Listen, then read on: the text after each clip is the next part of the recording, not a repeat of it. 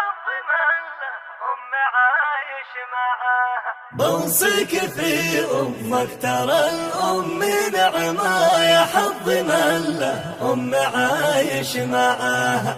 قبل راس أمك وضمه والأمة، وادعي لها في وجهها ومن وراها. أو شفتها متضايقة ومستهمة، لا تروح عنها لين تكسب رضاها. وإذا نادت لك قول لبيه يما، حذر تتجاهل واسمع نداها. والله يصبر من فقد شوفة أمه، عساه في الجنات يحظى بلقاها.